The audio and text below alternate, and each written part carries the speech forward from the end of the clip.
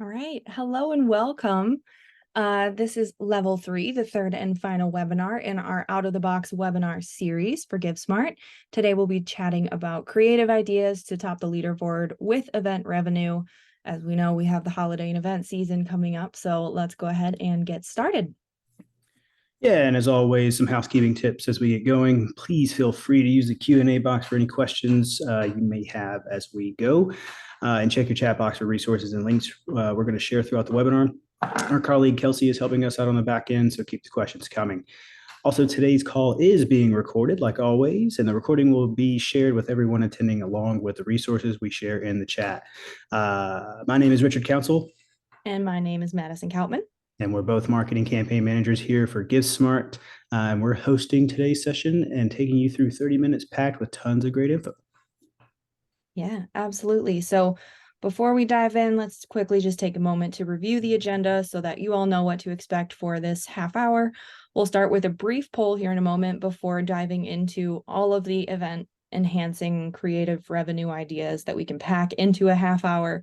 So it's going to go from ticketing to post-event revenue drivers and more. And then we'll end the call with another brief poll and then a Q&A with however much time we have left or however many questions you send our way. So as we mentioned, keep the questions coming as we go. We'll share some live, we'll save some for the end. And we want your input. If you have ideas to share or lessons learned, anything like that, your plans for this fall, send us those messages in the chat as we go so that we can incorporate some of your thoughts and feedback in the webinar as we get through all of our content. Yeah, so let's get the first poll going. You can select more than one answer in this poll. So select all that apply. So we're curious, what does your organization tend to make the most revenue during an event, from ticketing to auction, donations, and sponsorships? Or if the answer is not on the list and you select other, please tell us in the chat what your main event revenue stream is. Yeah, I'm super curious to see what everyone says. It's like we think we have an idea. Sometimes it goes the way we think, and sometimes it definitely doesn't. So I'll give it just a couple more minutes. Looks like mostly everyone has responded. All right, awesome. Go ahead and end it and share the results. Looks like donations came in first, which I think kind of no surprise. Those individual contributions, whether they're large or those smaller individual contributions, definitely make up a huge part of event revenue. So we have more tips and tricks on that coming in a little bit.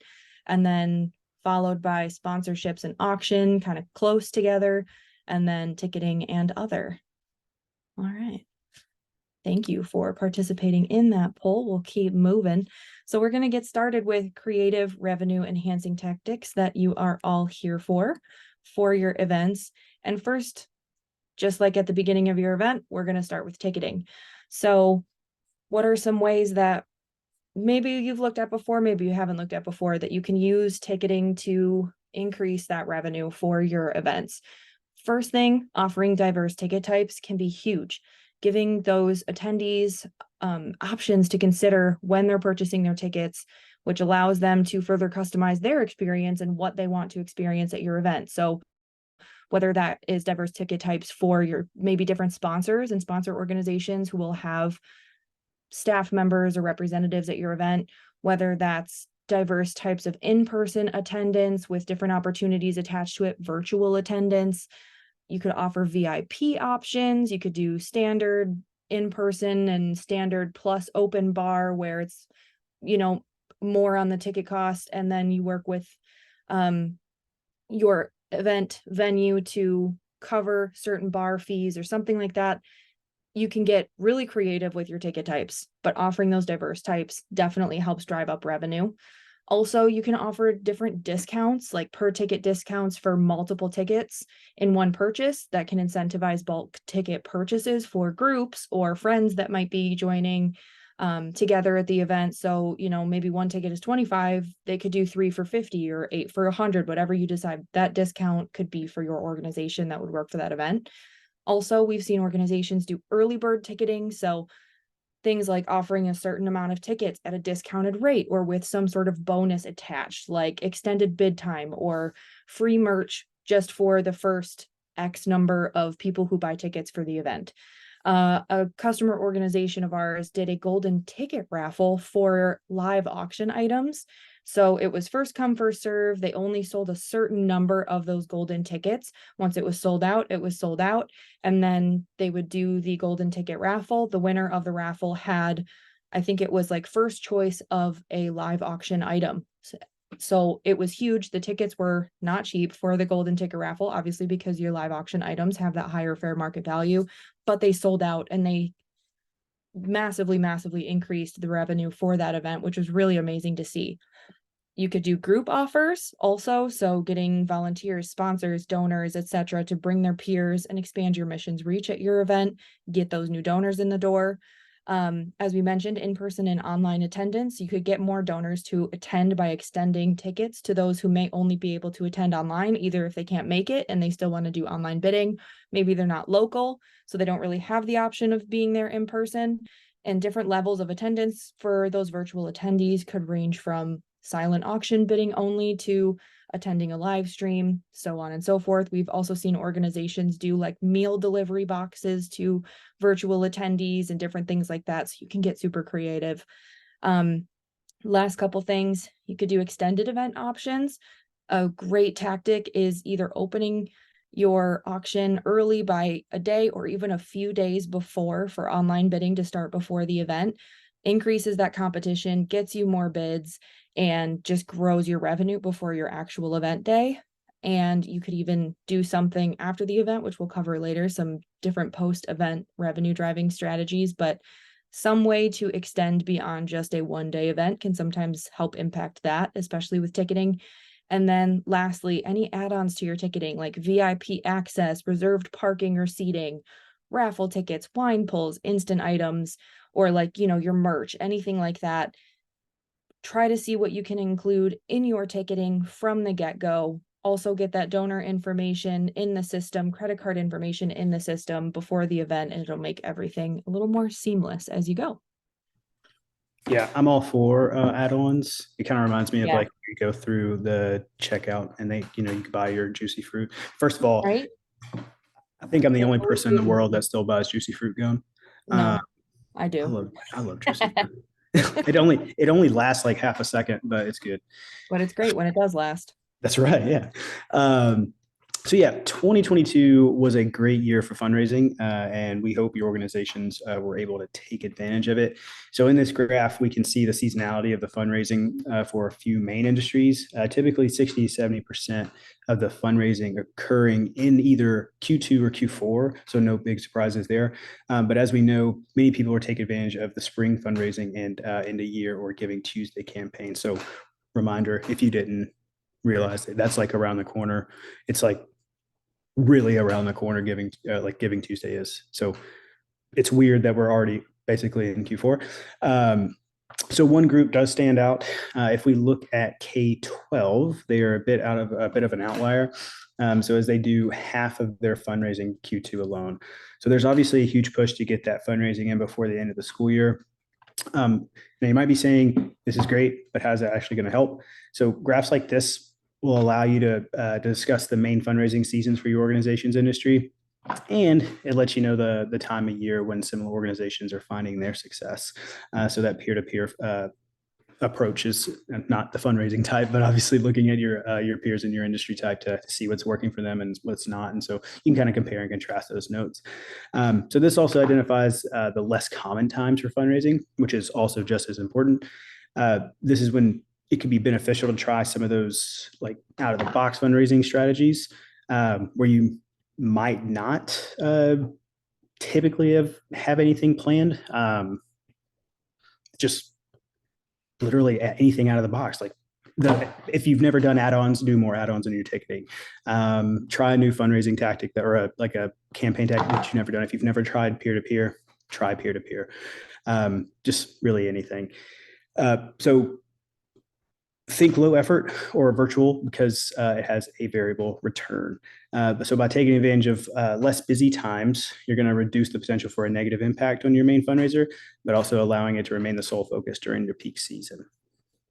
Yeah, absolutely. And this is so insightful.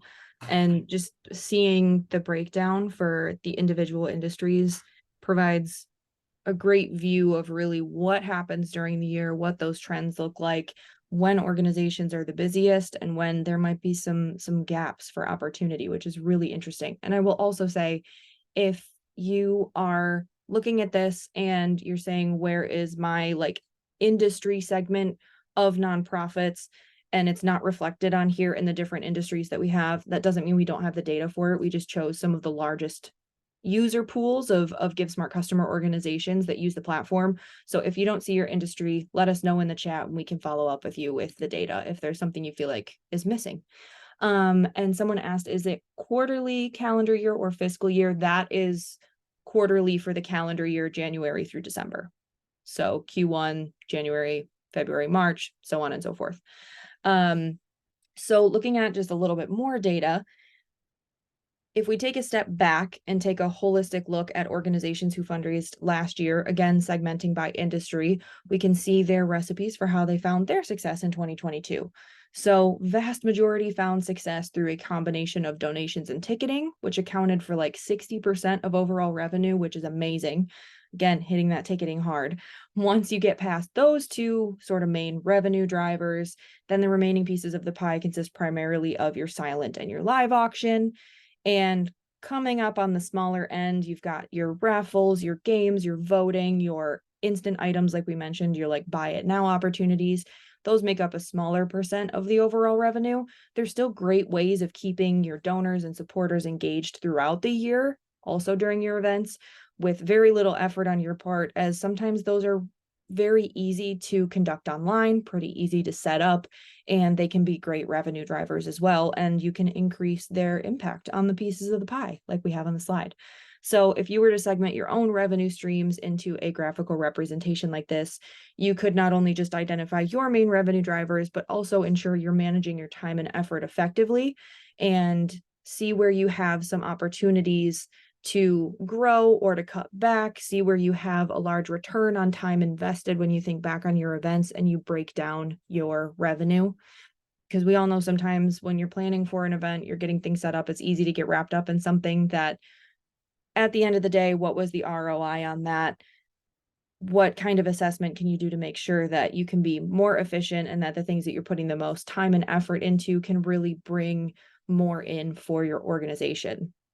So as we go into the end of this year, into 2024 as well, we'll have more data like this at the end of this year to reflect on 2023, also coming soon. Keep your eyes and ears open for the end of this year for an impact report, but just really insightful to be able to see how ticketing, especially donations, and then the other pieces like auctions, raffles, instant items, etc., sort of make up revenue as organizations fundraise through the year.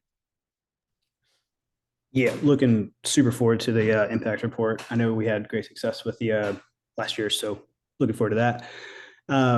So yeah, moving into auctions. So let's look at the options to grow revenue through your auctions. So live auctions are big revenue drivers. I think we all can agree with it.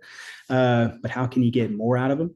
So ensure your higher value items in the live auctions are diverse, giving different types of donors an item that appeals to them. So know your donors. We always talk about donor segmentation. This is a perfect example of that. And experiences sell. I think everybody is in agreement there as well. So in 2022, two of the highest performing auction items categories for all industry segments in GiveSmart were experiences and entertainment. So that's a total number of bids and percent return on fair market value. And additionally, trends show that collectibles, food, drinks, or alcohol are also top performing item categories in live and silent auctions. So looking at silent auctions, so target popular items and categories. So what do your donors like? What do they want from your auction? What has sold well in previous years versus what hasn't? So as we mentioned earlier, get offsite donors involved in the bidding competition. According to our partner, Double the Donation, silent auctions conducted with mobile bidding result in about 3 times as many donations because bidding is so convenient. So if you might see a 30% increase just implementing mobile bidding, imagine implementing mobile bidding and enabling offsite event attendees to bid. You could see a significant increase to your event revenue as a whole. Instant or buy it now items, point of purchase sales. So offer instant or buy now items or point of purchase sales at your upcoming event. You can basically really sell anything from swag, naming right opportunities to drink tickets, mulligans at your golf tournament. So like, don't forget to manage your inventory and showcase that you're selling ahead of your event in your fundraising and event platform. You can include small, low value items, basically items you have duplicates of, gift cards, branded merchandise that you've already had made from last year or something like that, as long as it's still up to par and standards, right? Great idea. So have donors bring restaurant or popular store gift cards to an event for a free entry to a raffle or a game. So you can automatically start building a database of gift card you can use as instant items at a future event. We had a good smart customer gave us this idea, and I know that they saw a great return from these efforts. I can't exactly remember who it was, but basically what they were using that as like an entry. So if they had the gift card, you came in, that was the entry, and then they used that. It was kind of just like a secondhand gift or a secondhand item, but it's really interesting to get people that have or attract donors that have never attended an event, but also get those that have come in and they typically only bid on high items to go for those smaller. So it was actually pretty interesting. Yeah, absolutely. And I believe that was Hospice Foundation of Central New York, Devora. I don't know if you are attending, but thank you for that idea and for showing us how it's done, because we love that idea, and just being able to encourage donors to bring a little something extra to kick the night off. And then that little something extra is something you can use at a future event as a revenue driver. Like, it just shows the domino effect that can happen event to event during the year that can help you grow. Yeah. And next, we are going to touch on some additional revenue opportunities. So we've hit the ticketing, we've hit the auctions.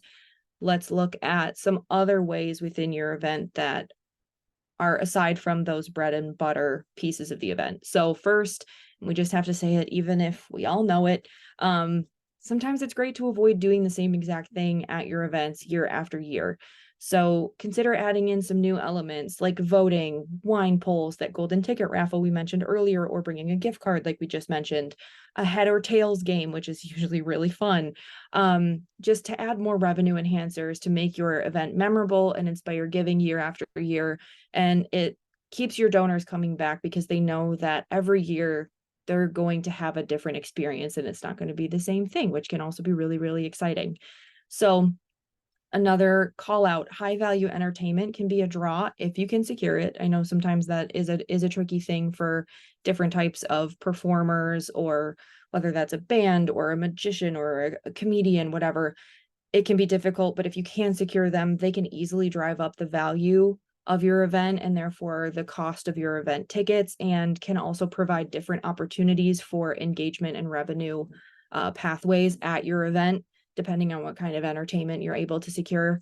Also, paddle raises, getting creative with them can be super, super fun. Last paddle standing is always a fun option, or a personal favorite of mine is paddle raffles at the end of the night. So all of your donors give their paddles back. You throw them in a basket or a tub or whatever you have, and pick out one name. You could pick out multiple names, whatever that is, and then they get prizes or giveaways if their paddle is pulled. We've also had organizations do a paddle raffle where they put everything into like a basket or a bowl or something like that, and they tossed all of them up into the air, and then there were a few people on stage and they would grab one out of the air, and those were the winners. So super, super fun ways to get creative with your paddle raises. Matching gift opportunities can also double the revenue you get from individual donations, which we all know. But there are services out there like Double the Donation, which we actually partner with on the platform, who give donors the ability to identify potential matching opportunities directly on your donation forms. So if you can't get a sponsor or a partner, someone to do a large value individual matching opportunity for an event or a fundraiser, there are other ways to go about those matching gift opportunities that can help double that revenue for you. Super easy on a donation form. Also, Fund a Need is a great form of collecting donations during your event, typically, via a paddle raise or something that generates excitement and showcases impact. You could do a live donor wall that acknowledges those supporters and donors, celebrates your donors, and inspires even more giving during the event. In 2022, over 118 million was raised just by Fund a Need, which in the platform is also known as donate items, which you pick a cause and they can donate as much as they want and as many times as they want on a specific, it looks like an item in the platform, and they're funding a direct need, whether that's supplies or a grant or all different kinds of things, whatever that looks like for your organization and your mission. Going off of that wish list, ask your donors to specifically cover things like if you're an animal rescue, pet food, or if you benefit schools, school supplies, all kinds of things. Donors are more likely to engage with giving when maybe they know how the money is being used. We definitely know that there are donors out there who want to know where their money's going. So whether that's a fund a need or a wish list, getting something like that up and running on your platform during your event, you can see how generous your support network is, and you can get different donors involved in different ways who just feel like giving in whichever way they feel most comfortable. Also, raffles and games. Aside from the expected versions of your raffles, consider things like a balloon pop, a gift card wall, or a diamond raffle that could shake things up and drive those ticket sales, drive that engagement. We have a bunch of really great ideas and different like guides and blogs and assets on raffle ideas and games. We also have a blog on the raffle guidelines state by state in the US. So if you would like any of those assets, please let us know in the chat, and I'm more than happy to send them afterward in the recording follow-up email. Also, raffle ticket purchasing opportunities in high traffic areas like near the bar, just like grocery stores do with those candy bars and packs of gum. Richard already said it. So adding those opportunities in high traffic areas can be really impactful. Highlighting just a few more things on this slide. Implementing recurring giving is a great option. You can also prompt donors to make their gift a recurring gift in the form. That's a feature that you can turn on. You can offer donation boxes and ask for specific items to be donated during the event and have little Dropbox areas for people to put them. Peer-to-peer is a great way, as we all know, or social fundraising, whatever you call it, getting those ambassadors for your organization to bring in more donors, and also taking advantage of any corporate partnerships or sponsorships that you have, because they might be able to sponsor specific parts of the event, provide volunteers or additional opportunities just for their employees that can drive revenue for your event.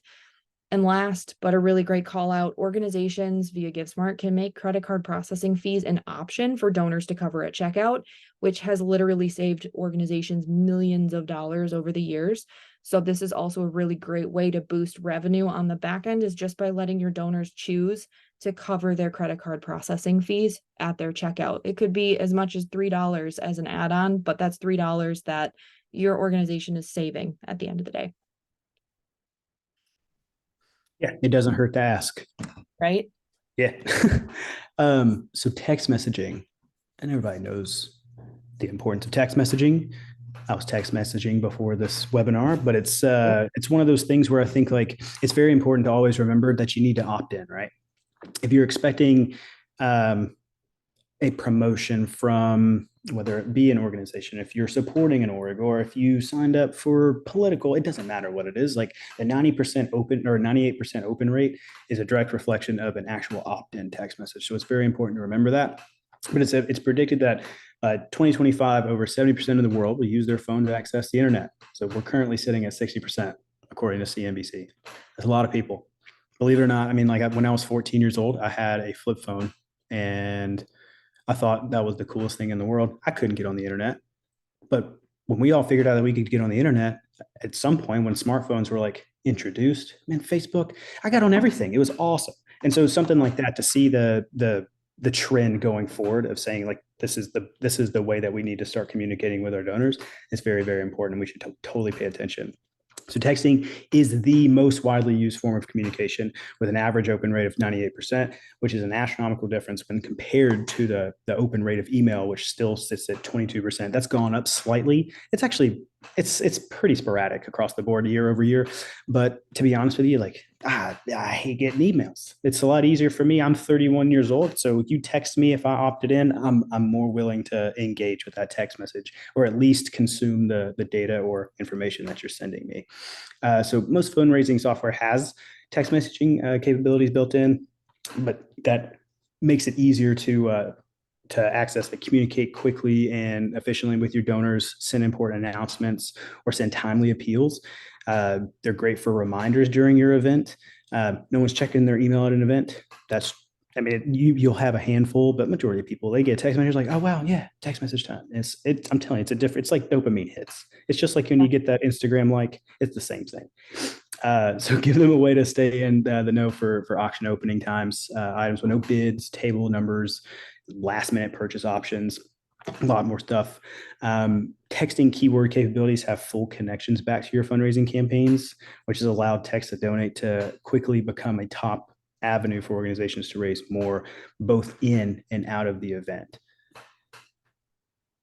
Yeah, absolutely. Text messaging is such a great tool to keep everybody in the loop and engaged and to just help drive those additional opportunities as you go.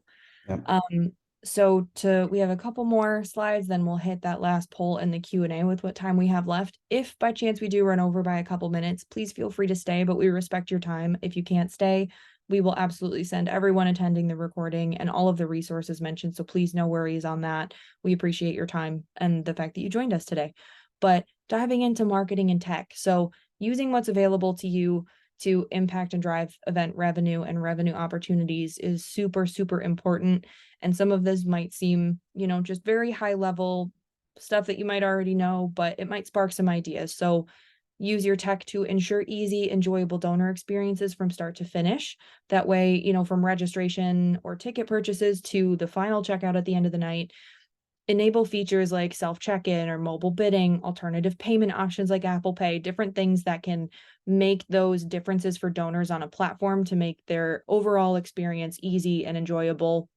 You can also prompt donors to provide credit card information at check-in or when they're first purchasing those tickets and those add-ons, whatever that looks like.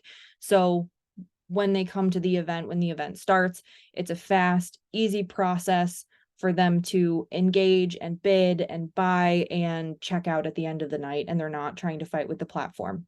Also, make sure your website and or event campaign sites are updated, clean, modern, and attractive for donors so that your impression on them is positive. They can easily find a call to action to get to your event page if you have one, and you can go from there with the rest of it with the easy, enjoyable experience. So always a great thing to keep in mind. Also, social media, we all know it's a free tool. It's at our disposal to drive that activity. So whether it's live streams, live tweets, or event updates, engage those in-person and potential online donors or attendees. You can encourage event photos or selfies, as well as usage of specific event hashtags to drive traffic and interest. And also make sure that you have some prepared, impactful storytelling and visuals that maybe you can schedule out ahead of time so that before, during, and after the event, you have those engagement pieces ready to go. And lastly, it goes without saying that email marketing can be very, very impactful for events. So make sure, and this goes for all marketing, but especially email, try to gather data on donor activity where you can, whether that's open rates or click-through rates, and more, whether, what times of day maybe they're more active, wherever you can pull that information from. It's just super effective in reaching your primary audiences for your events and also being able to drive revenue. If you're segmenting your donors based on giving levels and things like that, you'll be able to really target potential revenue opportunities. Yeah, really great point. Even if it's just one thing that you can segment your donors, try to use that. Anything will help in that regard. So final add-on opportunities and revenue drivers can bridge any gaps in goals or further event success. Leftover item sales can be an easy way to clear out leftover items. You can prompt for additional donations during checkout to round up a purchase amount. Timely thank you messages should be sent without an ask within 24 to 48 hours. So this will increase donor retention and keep donors open-minded for future asks, events, and more. Absolutely. Anything you can do at the end of your event. And if you have any ideas and things that your organization maybe has done at the end of an event before for any potential revenue drivers, share them in the chat with us. We'd love to see those, but just anything that you can do to just extend just that little bit beyond, especially if you're trying to reach or just get right over the edge of that goal. Those are some great ways that you can do so. So as we wrap up, I have one final poll. We just want to ask, based on what you've heard today, or just in general, if you have any questions about GiveSmart, if you want to connect with someone from GiveSmart, whether you have questions or you would like to see more of the platform and some of the features that we have mentioned, please let us know. That poll should be going live for anyone to participate. Please let us know also if there's anything that we can do to support your organizations going into the fall and busy season. Our team is always here to support you. We also have a services team ready to help you implement the platform, get your events up and running. We have 24/7 support ready to help you whenever you need it. So we just wanted to give everyone the option to let us know. All right, gonna go ahead and end that poll. And I believe we have one question that came through that maybe we didn't already answer live. And that is mobile bidding most effective with silent auction items? I've heard of people trying mobile bidding for a live auction and crashing the bidding app. Oh no. I hope everything worked out for that organization that happened to. So first off, if you're ever worried about capacity for any sort of auction or event, especially I can't speak for other platforms, but for GiveSmart specifically, you are always welcome to reach out to our team. If you have any concerns of something like that, a lot of traffic all at once, a certain number of attendees, anything like that, you can reach out to us and ask, and we are more than happy to provide an answer to any of those questions. I know previously we had an organization reach out.